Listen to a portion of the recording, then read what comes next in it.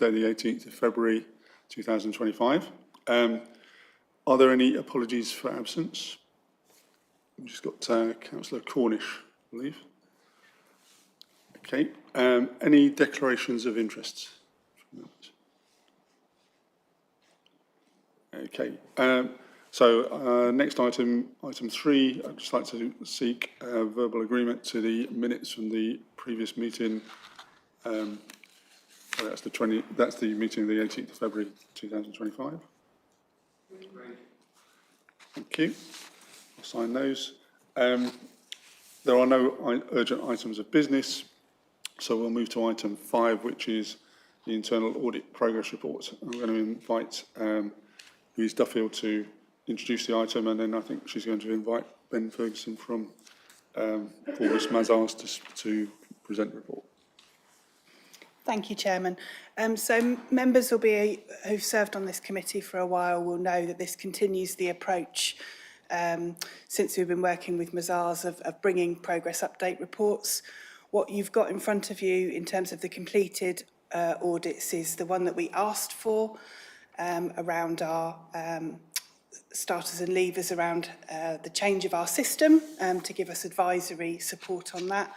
Then similarly on procurement cards and data breaches, those are areas which we wanted to have a bit more information. You'll also see that there's quite a lot of reports that have where the work has been done, but the reports are coming through. So I think it shows a good journey, and I would invite Ben Ferguson from Forbes Mazars to provide a bit more detail. Thank you very much, and good evening, everyone. I'm here to provide a quick update regarding the 24-25 audit plan to date. So at the time of committee, we have concluded field work for each of the audit raised through the plan. As you can see, since our last update, we have finalised 3 audits, these being the HR, sickness absence and annual leave management, procurement cards and data breaches. The findings and recommendations have been summarised with the cover paper in the progress report, so I won't go into too much detail with these. We have also issued 4 reports as drafts as corresponding key contacts and sponsors, these being insurance, community grants, cash receipting and environmental health. We are awaiting their management responses, and once received, agreed, these should be finalised shortly after. Finally, we do have 2 IT-based audits which are coming to the end of our internal quality assurance process, and once they're at the end of these, they'll be issued in drafts soon as well. So happy to take any questions. Thank you. Okay, any members got any questions on the report? Can I ask a question about the data breaches? Have you seen any history of data breaches in the council, or what's the experience been? I don't think we've seen any ourselves. Obviously, basically, the audit was kind of see the management of data breaches that arose. So I think there were a few that we had a look over, but nothing that we've come across ourselves. It was more kind of understanding how the council manages these, and kind of do they have the relevant response plans in place, and to understand are they being recorded essentially, monitored to make sure they are being addressed, and if they are being addressed, are they closed down with lessons learned after? So you looked at the ones that you found that have taken place historically, and what was there anything in that, in the way they were managed that so we caused did any concern or need to improve processes or whatever? So we did look at a sample of data breaches historically.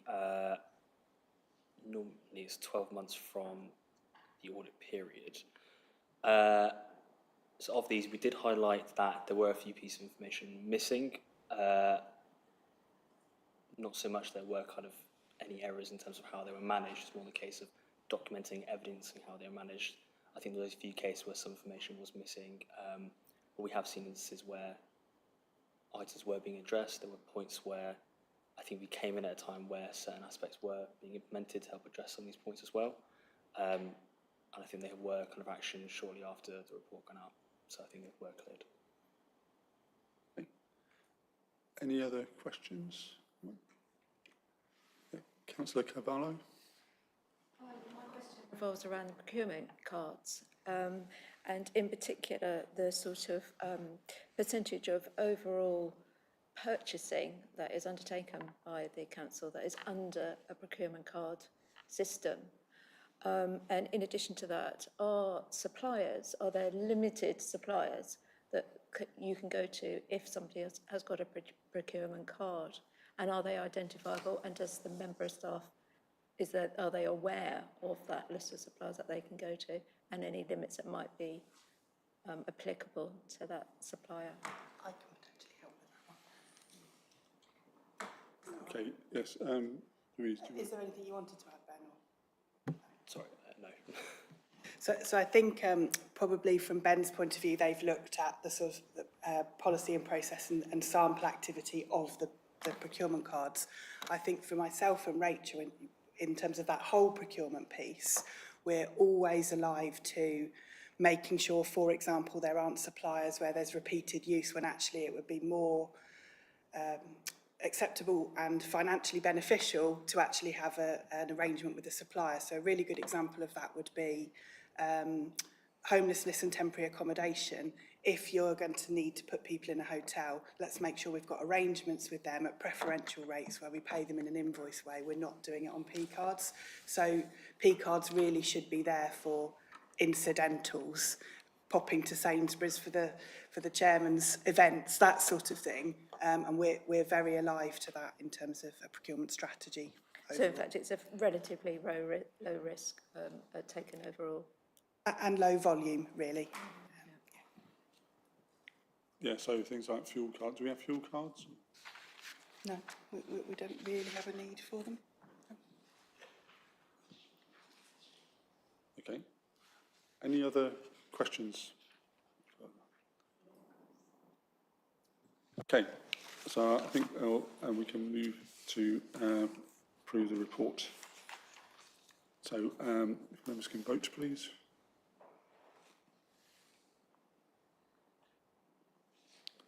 Okay, that's carried unanimously.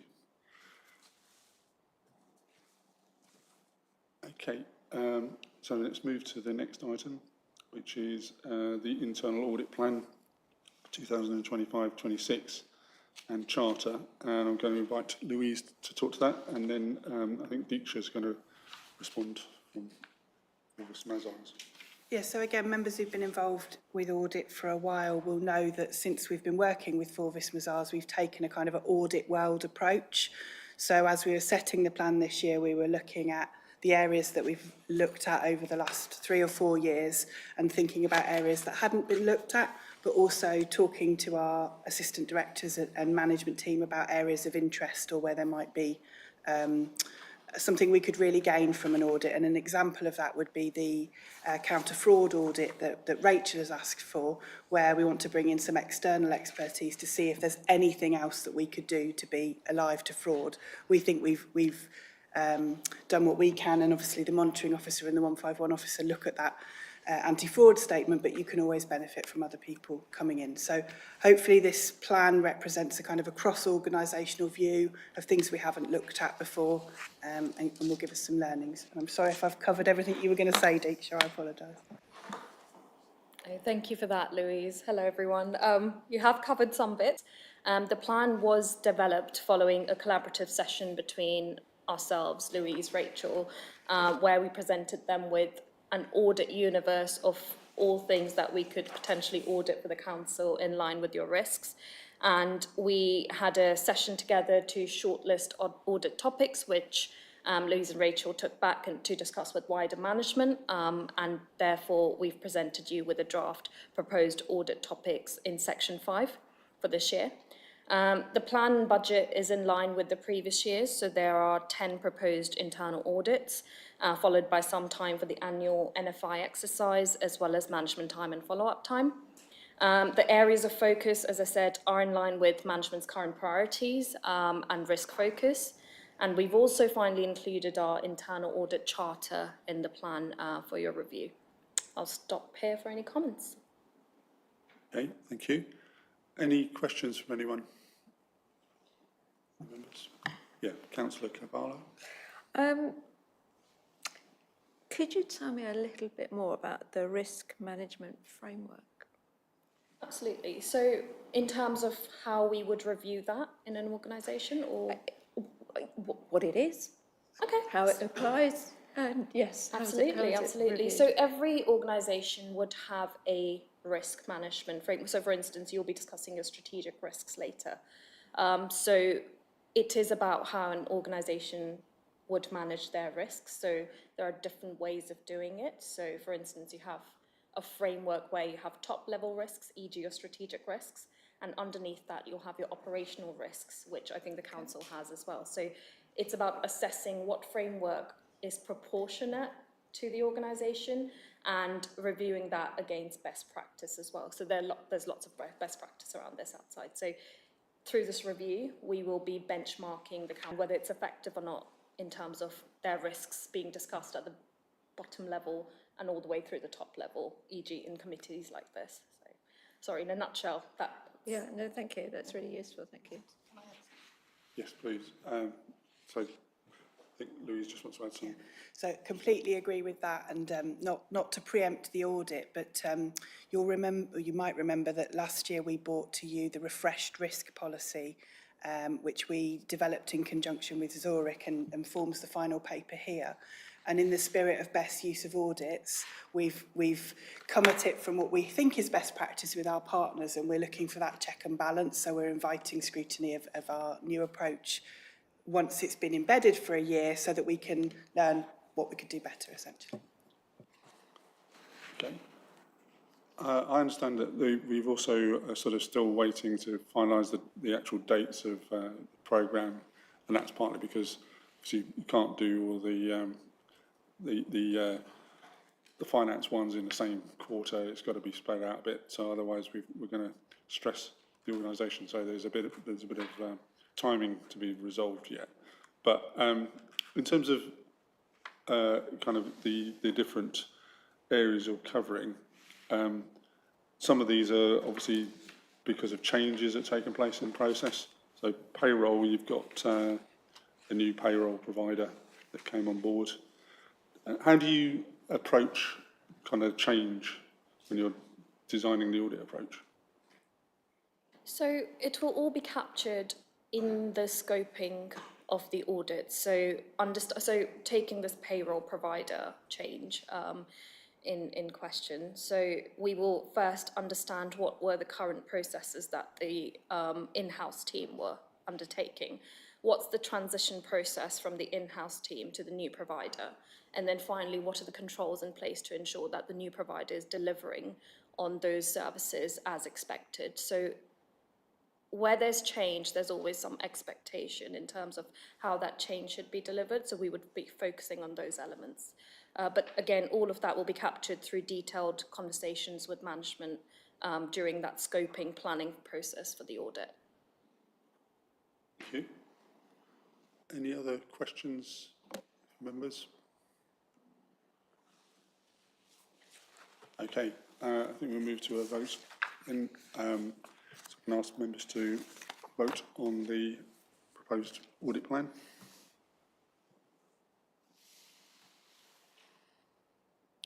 Okay, that's carried unanimously. Thank you. So the next item is strategic risks. So I invite Louise Duffield to introduce that report, please. Thank you, Chairman. So as we alluded to in the last item, we refreshed our policy and brought that to you last year.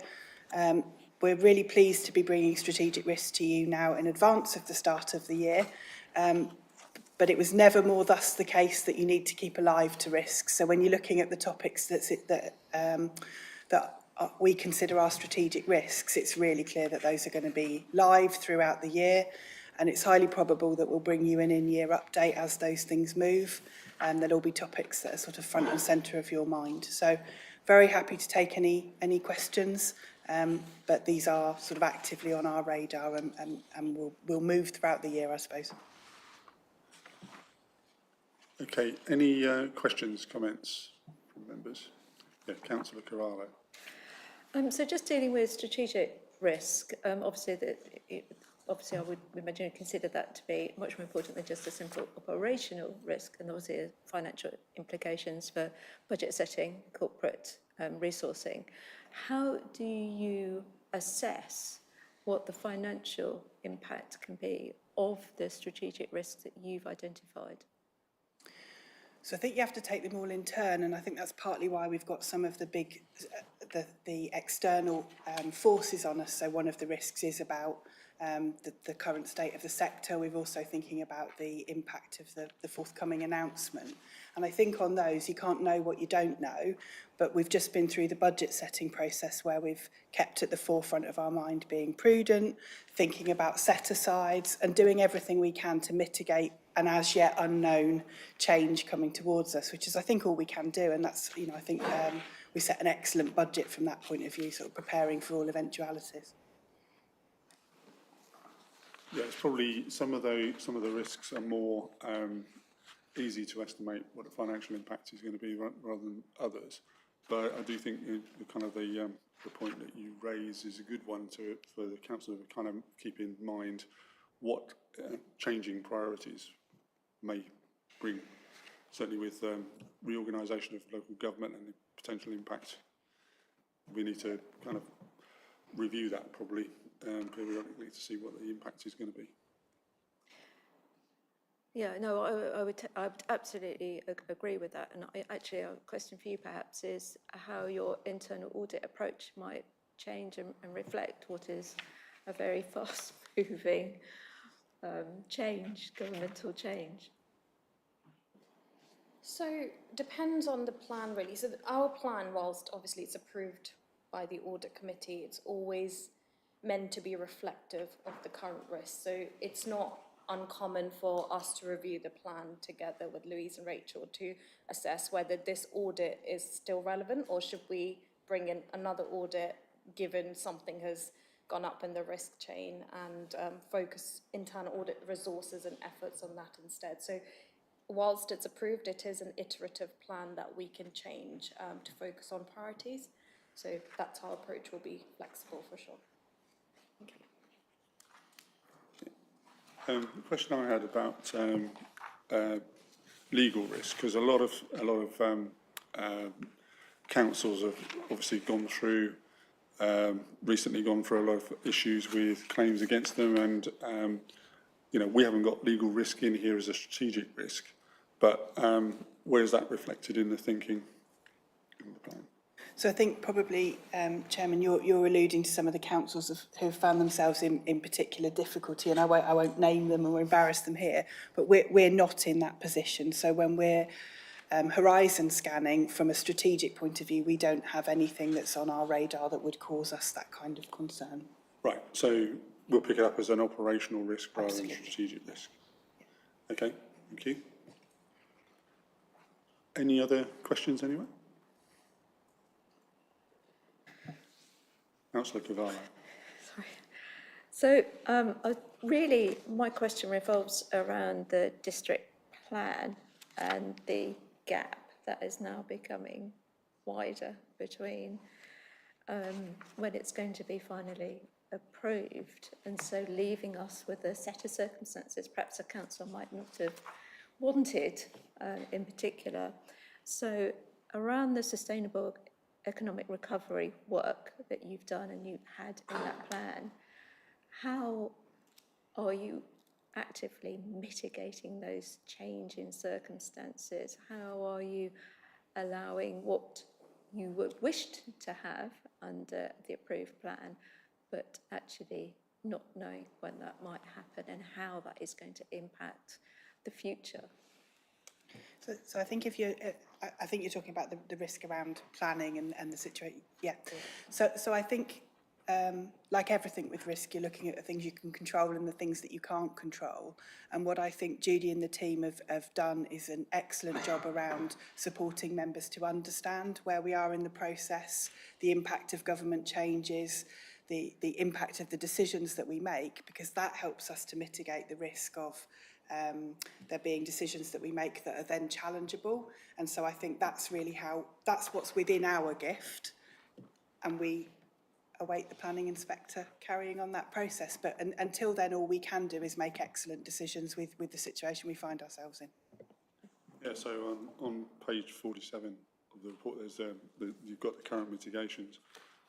I guess the challenge here is that you're dealing with a fluid situation, and we're entirely at the moment in the hands of the planning inspectorate. So if the inspector is kind to us, they'll help reduce our risks. Okay, Councillor Clark. Thank you, Chairman. It was similar along the planning one, because I do see a lot of hostile applications coming in, particularly around my ward and from over borders. So I feel that I think the council are doing a good job on it, and I just see that there's going to be a lot of challenges to this council to our planning policies, and if we get our planning approved, I think we're still going to have a lot of challenges and stuff, and I'm just worried about those risks. But I think it's more or less been answered. But thank you. Okay. No. Okay. Yeah, I think you're right, and I think there's an overlap with the local government reorganisation in the question you're raising as well, and it's obviously one the council's going to have to keep its eyes on in terms of the strategic risks that we're facing. How do we address them? Okay, any other questions from anyone? Okay, so can we take the to the vote, please?